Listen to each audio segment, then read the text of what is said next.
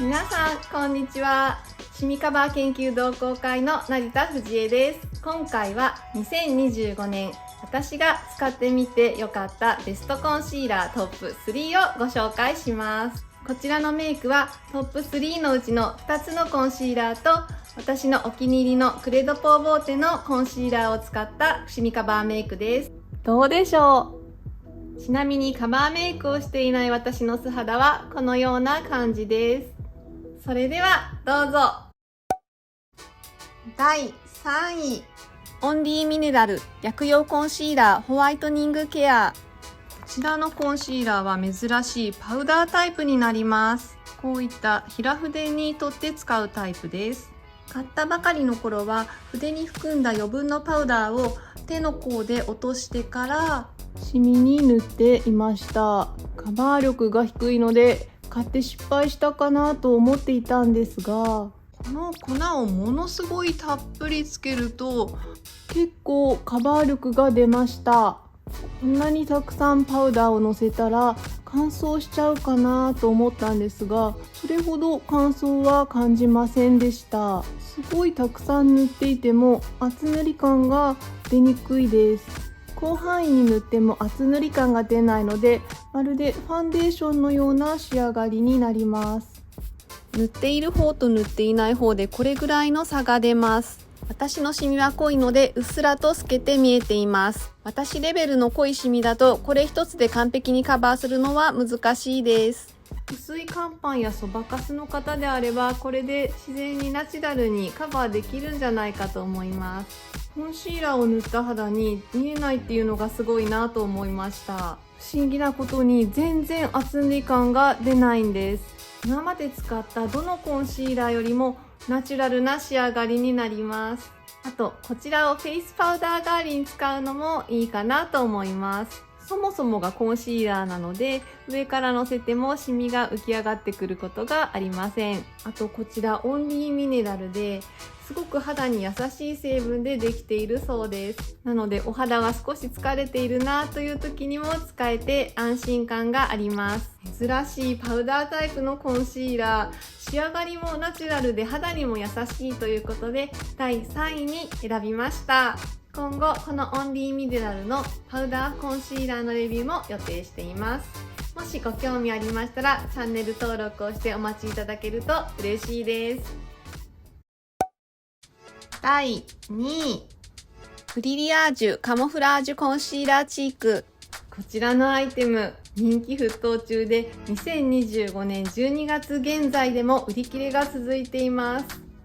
コンシーラーを使ってシミをきれいに隠したのにその上からチークを重ねたらまた再びシミが蘇ってきた、そんなお悩みはありませんか？このコンシーラーはそんなお悩みを解決します。コンシーラーとチークが一つに融合したコンシーラーチークです。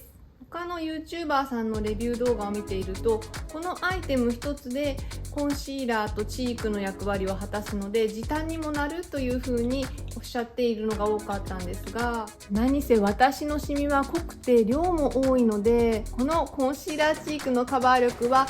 少し物足りませんでした。なので私は普通にカバーメイクを仕上げてから最後に血色感とツヤをプラスするというような使い方をしています。これ本当にツヤが綺麗なんですよね。それにシミも浮き上がってこないです。メイクの仕上げに思わず手が伸びてしまうという点でこちらのコンシーラーは第2位とさせていただきました。私の独断と偏見で勝手に採点表を作ってみました。参考程度にご覧いただけましたら幸いです。ブリリアージュカモフラージュコンシーラーチークのレビュー動画があります。時間経過後の様子なども載せておりますので、もしご興味ありましたら概要欄にリンクを貼っておきますのでご覧になってみてください。第1位、エクシアラスティングコンシーラー C。 このコンシーラーは今年買って本当に良かったと思っています。どの辺が良かったかというと、まずカバー力が高い、そして仕上がりが美しい、こすれにもとても強い、あと時間が経ってもシミが浮き上がってこないし色の変化も少ない、先ほど擦れに強いとお伝えしましたが、この擦れに強いことで有名なフォレンコスのコンシーラー、これと同等ぐらいの擦れ耐久性があります。このコンシーラーは今まで出会ってきたコンシーラーの中で一番と言ってもいいかもしれないぐらいの満足度です。と言いながら、私はやっぱりクレドポーのコンシーラーが一番好きです。でもクレドポーは個人的な好みであって、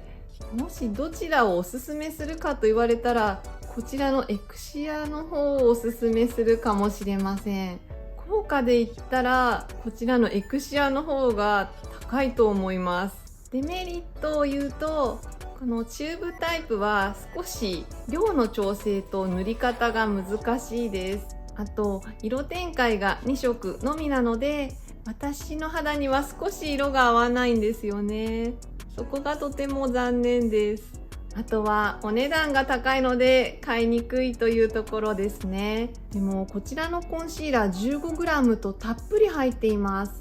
先ほどお見せしたフォレンクスのコンシーラーが 3g